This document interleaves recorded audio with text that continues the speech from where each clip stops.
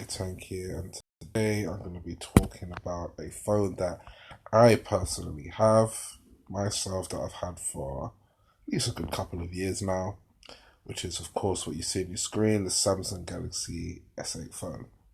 I think I actually have the Edge version, but I'm going to talk about the S8 anyway. All right. Now, this is coming from personal experience. In terms of what I was going for at the time, long story short, is I had an S6 and I wanted an upgrade. I was looking at the S7 and I think I was, 50-50 with it at the time. But the S8, for just a small extra bit of money was actually a pretty good phone for its value at the time. They had the S9 out at the time as well anyway, but um, it's not for me always about going for the phone which is just the newest phone, but more also just the phone which, works with your particular budget and if it will do the job as well as even maybe a successor. So, as a predecessor, I think it's a pretty decent phone and I've used it for quite a little while now. As you can see, it's got some amazing stats. Dual pixel MP 12 MP camera with an f1.7 lens, which is always good, and the front camera the front camera's 8 megapixels as well, which is amazing. It's got a storage space of 64 gigs, which is pretty much the exact same one I had as well. And the gig space is actually where you pay more money a lot of the time. If you say, for example, have like a 8 or a 16, you're gonna find that there is a massive change in terms of price. Well, not massive change, but at least it could be anywhere between £50 to £100 extra. And you kind of look at it like, well, what am I paying for here? But the space is an interesting one because these days, especially if you're like me, it depends on what you use the phone for. But if you're like me, I'm a gamer. I like having a few games on my phone. And all these games are taking up space. Some of these games are taking up about 3 gigabytes of space, 5 gigabytes of space, So before you know it, you're going to be really, really clogged up with too many games. So 64 definitely did the thing for me. Even if you're a person who loves doing video recording and taking pictures, and you don't exactly want to get a decent camera and stuff like that, which because most phones do have quite good cameras these days. So even if you're doing it for that, you're going to need a lot of space as well. So I fully recommend it for the space wise if you feel that you're a person who loves to do anything within media or games or I don't know, just have store videos on your phone or anything like that, anything that requires space. So you're paying more money for that. And the problem also with the gaming industry is that technically you can put some of the data onto a memory card, but I don't know if this has happened for you, but the memory cards don't work as well in terms of keeping data backed up and stuff like that. You've got to be quite careful when you're putting the SD cards into there. So you can increase the space, but for my games especially, I'd rather just keep them all on the phone's data. But then, of course, that means we're going to use quite a bit of data.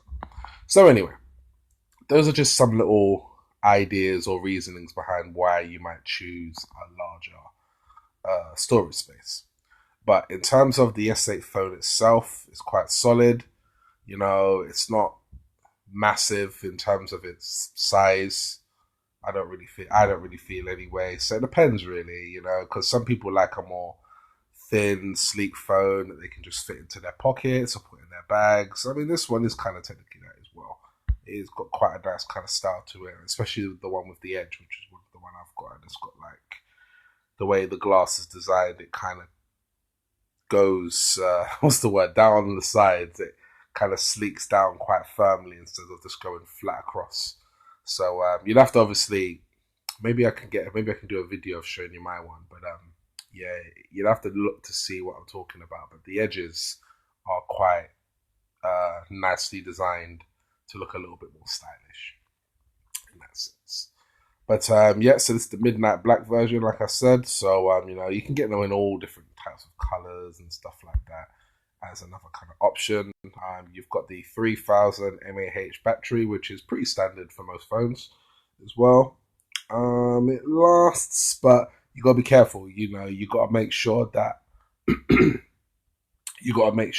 when you charge your phone, that it's charging to its maximum capacity, because as you keep pulling your phone in and out, you will lose some of your life on your phone, and then you'll start realizing your phone's died really, really quickly. Then you might need to get a power bank.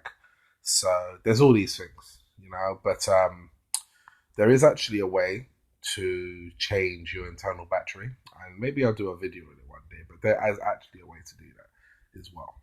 So anyway, you've got the quad 5.8 quad HD sun mode display. I don't know what sun mode means, but what I do know is that Samsung have always been good for their displays. I think they beat even Apple with that. I think even when Samsung first came out, and they came out as a rival kind of Android phone to the iPhones, they have always been better with the displays of their phones. So they put something in there, I don't know what it is. I think it's something to do with the kind of crystal display, something to do with crystals. I remember reading something years ago about it. But anyway, I know that it's got really, really, really good displays compared to iPhones. And I've had an iPhone back in the day, so I definitely know the difference. So displays, you're always going to get a good phone in terms of display with Samsung, which I do love. So yeah, and it even says, so what did it say something about? Oh, okay, it's water and dust resistant. I didn't even know that. So they're actually putting in small resistances for water and stuff, which I think is really good, because a lot of the time you'd have to buy an extension, well, not an extension, so a cover. You have to buy a cover to help with that water resistance, but it seems like they're putting it in the phone anyway, which is good. Really good. Of course, just make sure you be careful with your phone, because you drop it, it's going to break a lot of the time. The screens are very, very delicate. You know what I mean? They have a lot of things going on in them, and they are quite delicate. So it's not a phone built for, what would you say, endurance. Yeah, it's definitely not built for endurance. So, just make sure you're careful with it and everything. For the price wise, it's gone down a little bit. On certain websites that I was checking out, apparently it was about £500, and it's gone down to half price. But as you can see, it's $350 here, which isn't bad at all, to be honest, because it's going to be, I think is it brand new? Actually, it might not even be brand new, actually. But, the S8's a good phone anyway. So, yeah, that's pretty much it, to be honest. Like I said to you, it says expandable memory up to 250 gigabytes. So that's of an SD card.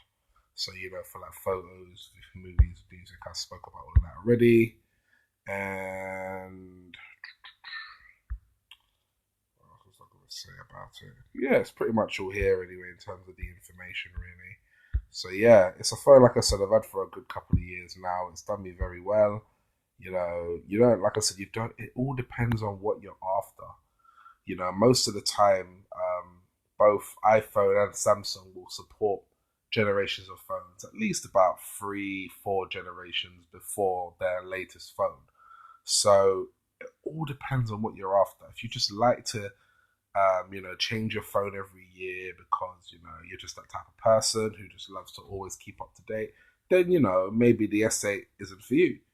Maybe you can go straight to is it S11? I think they've got S11 now. It's definitely S10 or S11. I think it's the S11. You could check out that one, or go to the S10, for example. But I'm just being a bit more practical in terms of looking at, just maybe the average kind of person who might not have money to be, spending out nearly £1,000 on a new phone every year.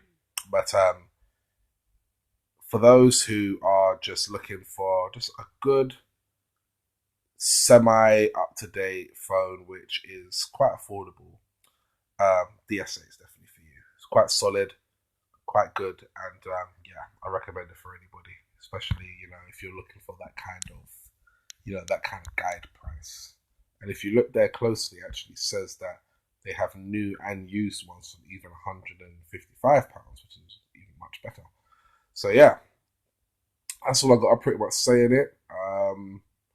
Like and subscribe to my channel, please. Of course, I'm going to be coming out with different kind of products which I personally use or I recommend on my channel. So make sure you like and subscribe and stuff, and I will leave a link down below to see this page of the Samsung Galaxy phone as well, if you want to take a better look at it yourselves. All right. Until then, you take care.